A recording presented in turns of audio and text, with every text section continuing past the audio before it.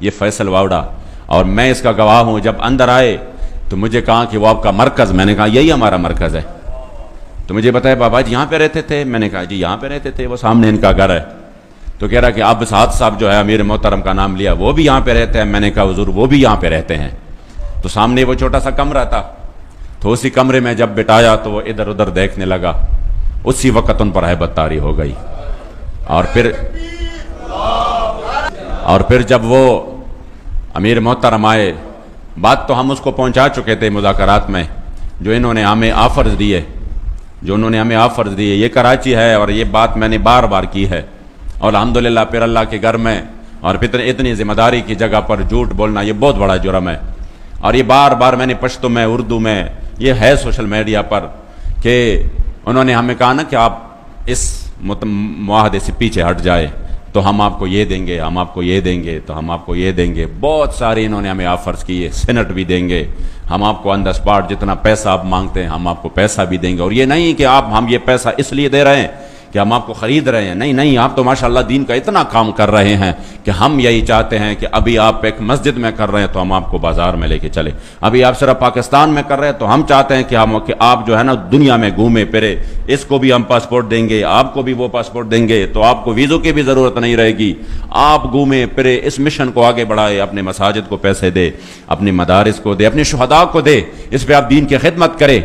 اس طرح کی. اور آئندہ کے لیے تیسری جو سب سے بڑی انہوں نے دی، آئندہ کے لیے ابھی سے جو بھی قومی حلقہ ہو، جو بھی صوبائی حلقہ ہو، وہ ابھی سے آپ ہمیں بتائیں کہ یہ حلقے ہمارے لیے چھوڑ دے. ہم ابھی سے لکھ کر دیتے ہیں کہ یہ آپ کے لیے چھوڑ دیتے ہیں.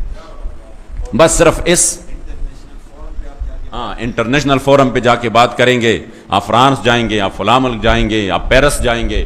ان کا یہ مطلب تھا کہ یہ جو ہے نا مولوی ہے، اب ان کی آنکھ اس طرح کھلی رہ جائیں گی کہ یہ تو معاملہ ٹھیک ہوا تو ٹھیک ہے، ہم جو ہے نا اس میں یہ کرتے ہیں وہ کرتے ہیں. جب بات کی تو ہمیں تو امیر صاحب نے کلم کلا جو ہمیں انہوں نے بات کی تھی ترجمانی کے طور پر، ہم نے وہ بات آگے پہنچائی ان کو کہ ہمارا تو مقصد یہ نہیں ہے، ہمارا تو مقصد یہی ہے کہ جو ہمارے سامنے معاہدہ ہو چکا ہے اس پر عمل اب کیسا ہوگا. تو جب انہوں نے بات 3 دن تک ادھر رکا رہا، اور 3 دن یہ مسلسل کوشش کرتا رہا، یہ سبز باغ دکھاتے رہے، اور پھر ہر طرح. تو آخر میں کہا میں امیر صاحب سے ملنا چاہتا ہوں. تو میں نے کہا بات تو وہی ہوگی جو میں نے آپ کو کہہ دی ہے. کہہ رہے نہیں میں تعزیت کرنا چاہتا ہوں، تاکہ ان سے میں تعزیت کروں. میں نے کہا تعزیت ہو سکتی ہے. تو جب آئے اور پھر امیر صاحب سامنے، تو انہوں نے پہلے دعا کی، تو دعا کے بعد کہا کہ میں نے تو ان کو ایک بات کی تھی تو وہ آپ کو بتائی. امیر صاحب نے کہا جی بتائی ہے. تو کہہ رہا کوئی تو آپ مانے نا، میں نے تو اپنے وزیر اعظم صاحب کو بالکل کہا تھا کہ میں یہ مسئلہ منواؤں گا ان سے اور میں حل کر کے آ جاؤں گا. تو آپ نے تو 3 دن میں نے یہاں پہ گزارے، تو کم از کم ایک بات تو آپ مان لینا. تو امیر صاحب نے کہا کہ کہہ رہا کہ میں کہ اپنے وزیر اعظم کے پاس کچھ تو لے کر جاؤں نا، کچھ تو لے کر جاؤں. چلو ایک بات تو مانے نا، ایک بات مانے، آپ اس سے پیچھے ہٹ جائیں تو ہم آپ کو دے سکتے ہیں سب کچھ. تو امیر صاحب نے کہا نہیں، ہم تو آپ کو بہت بڑی بات دے کر رخصت کر رہے ہیں. انہوں نے کہا کیا دے کر رخصت کر رہے ہیں؟ 3 باتیں میں نے اتنی بڑی آپ سے کی ہے، اس میں سے ایک بھی نہیں مانا، تو مجھے کیا دے کر رخصت کر رہے ہو؟